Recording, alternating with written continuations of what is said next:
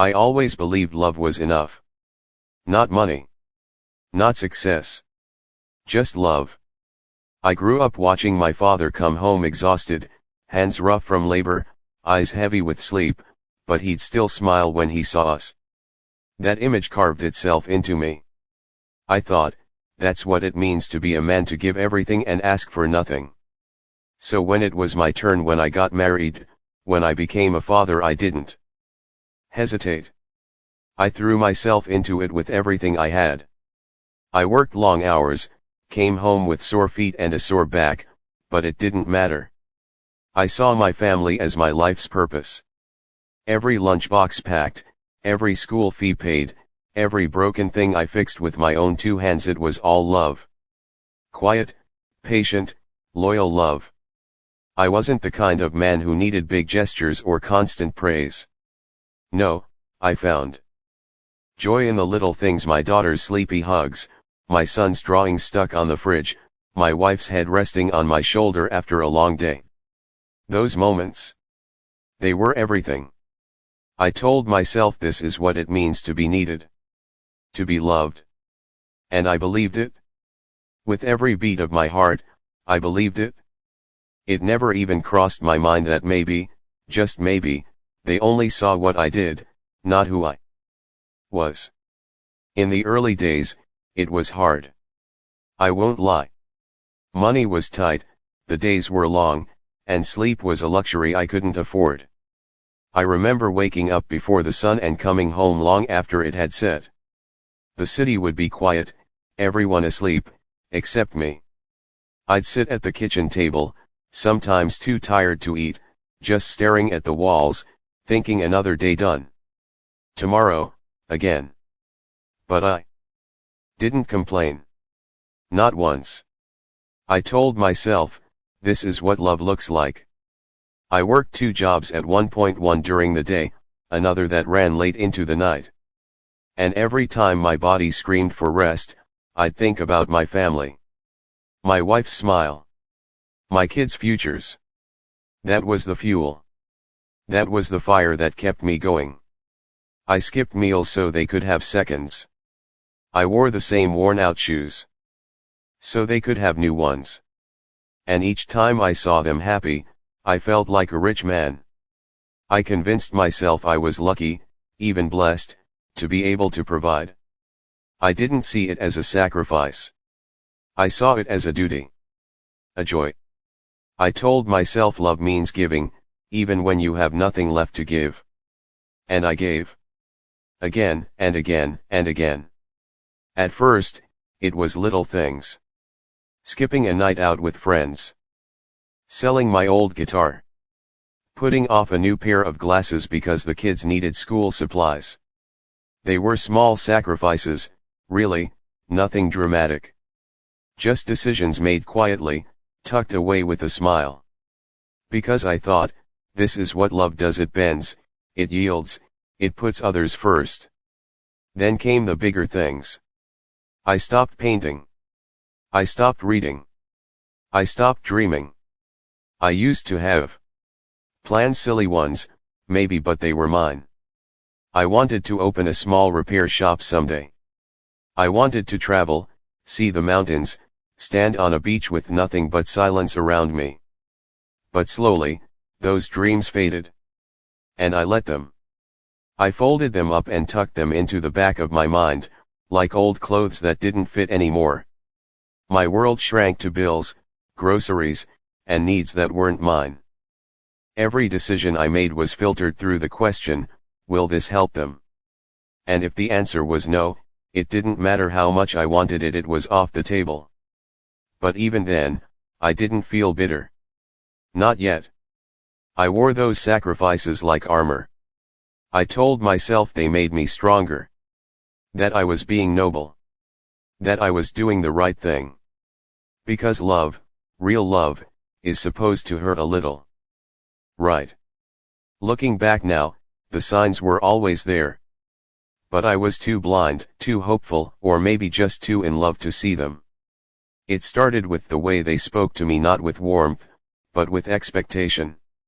Like I was a machine that was supposed to function, Not a person who felt, "Dad, I need this. Honey, we're out of that." Not once. "How are you holding up?" Not once. "Are you okay?"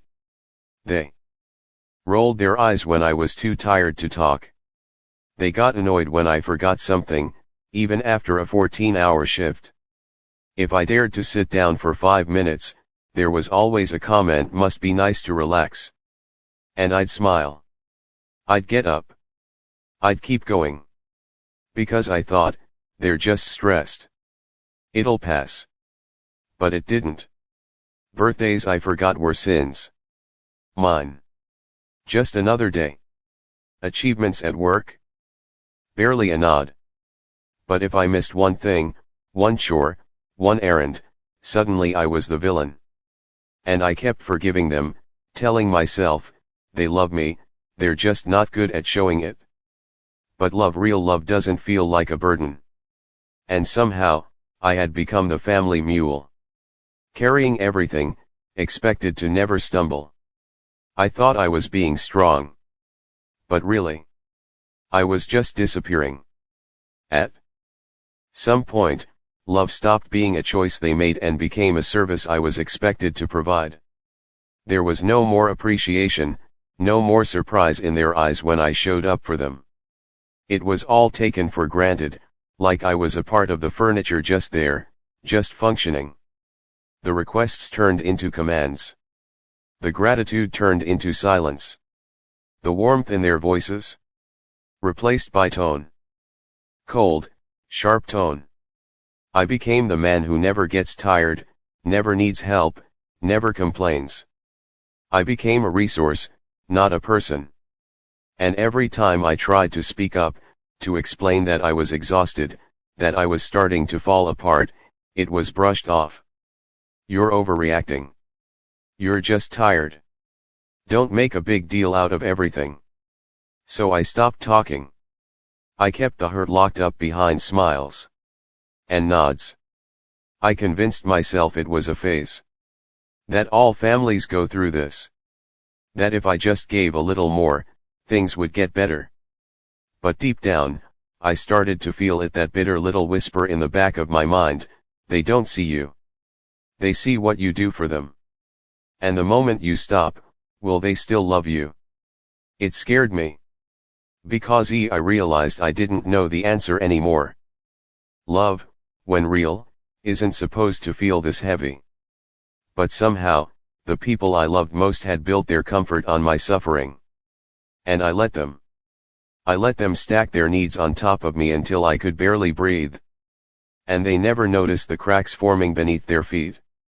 It wasn't just one thing. It was 100 little things that piled up over the years, unnoticed at first, but now they were impossible to ignore. I had been the one who held everything together, paying the bills, fixing the house, running errands, but no one ever asked how I was holding up. I thought they loved me. I thought I was doing what I needed to do for them, that I was fulfilling my role. But one night, I realized I wasn't loved. I was just used. I came home late again, exhausted, after working a double shift at the factory. I barely had the energy to speak, but I noticed the kids were sitting at the table, looking at their phones, and my wife, as always, was focused on the TV. I sat down, hoping for a little warmth, a little recognition, a simple "How was your day?" Instead, my wife tossed a stack of bills onto the table and asked, "Did you pay these?" The kids didn't even acknowledge me. They only mumbled their usual, "Can I have more money for this?" I felt the weight of all their expectations crushing me in that moment. I wasn't even seen as a person anymore. I was just a provider. A means to an end. I had given everything. My time, my energy, my spirit. And for what? To be treated like a tool, a machine that simply functions without any regard for my own needs, my own exhaustion. They didn't love me for me, they loved me for what I could give them. I wasn't a father. I wasn't a husband. I was just a resource. The realization hit me like a slap in the face, but even then, I didn't have the courage to walk away right away. No, I tried to push the thought aside. I told myself, this is just a phase. Maybe things will change. But the truth was, it wasn't going to change. This wasn't a temporary issue. This was the way things had always been. And I had allowed it to happen. I had allowed myself to be used, to be taken for granted. The breaking point came a week later, after the argument. My wife had gotten upset when I wasn't home on time, again. I apologized, as usual, even though I had been working extra hours to make sure the bills were paid, to make sure the family was provided for.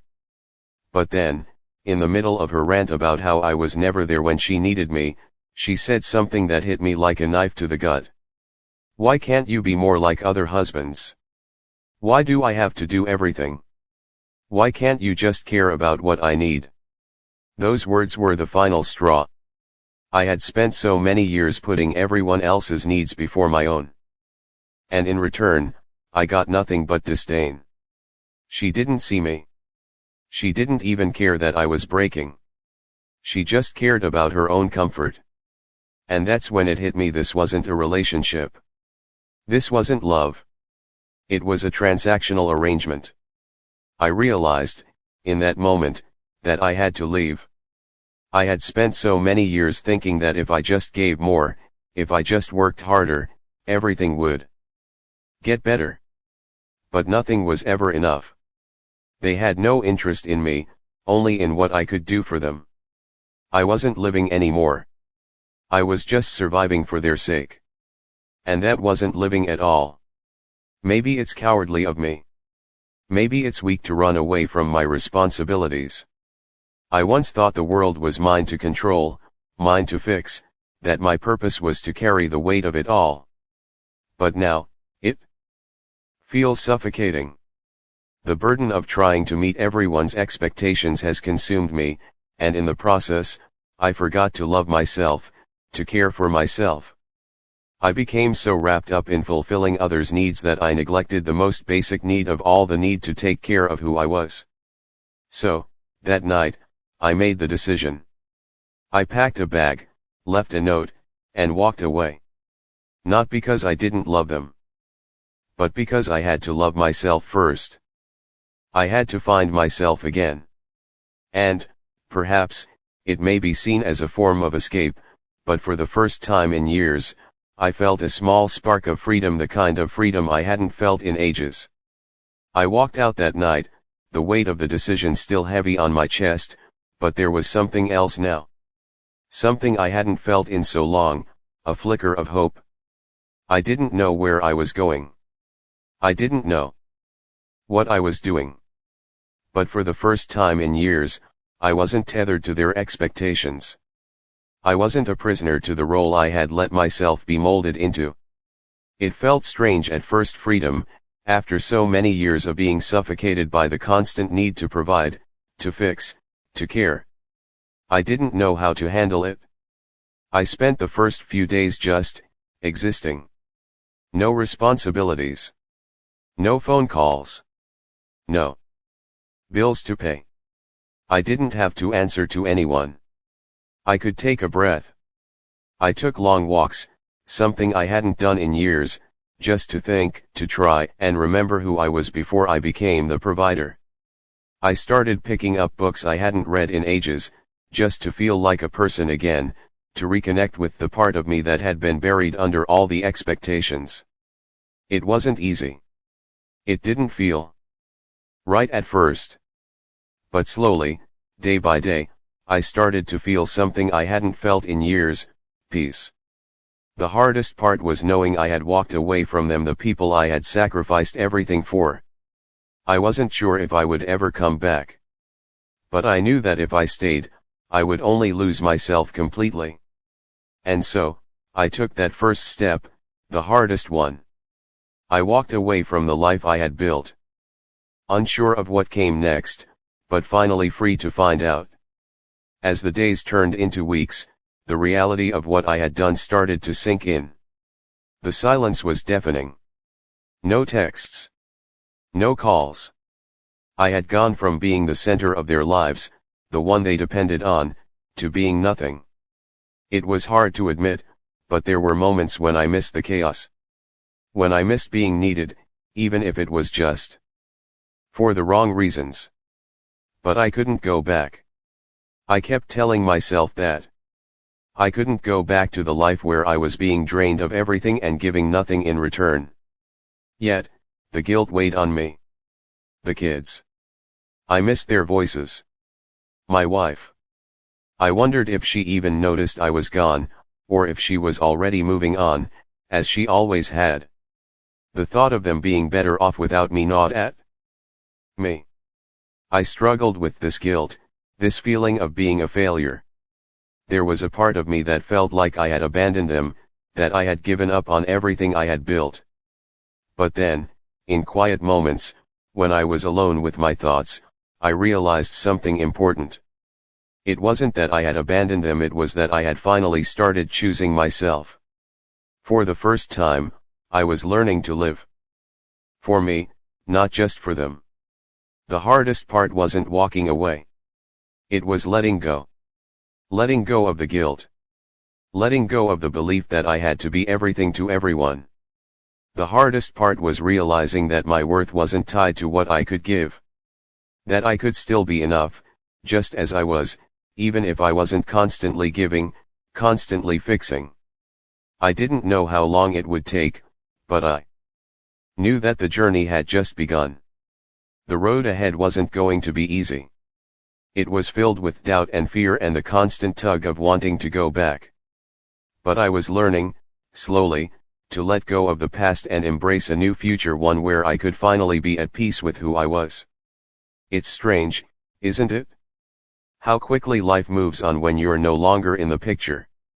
I hadn't planned to go back, not truly.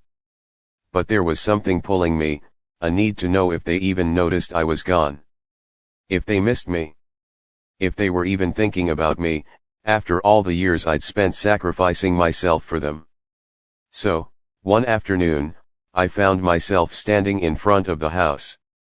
The house that had once been mine, the place I had built for my family. I stood in the shadows, watching from a distance, trying to convince myself I wasn't doing something foolish. I didn't want to be seen, didn't want to face them, especially not after everything I had decided. But I needed to know. I needed to see it for myself, that the world I had walked away from hadn't crumbled without me. I needed to know if there was any sign of the hole I had left behind. What I saw was nothing like I expected.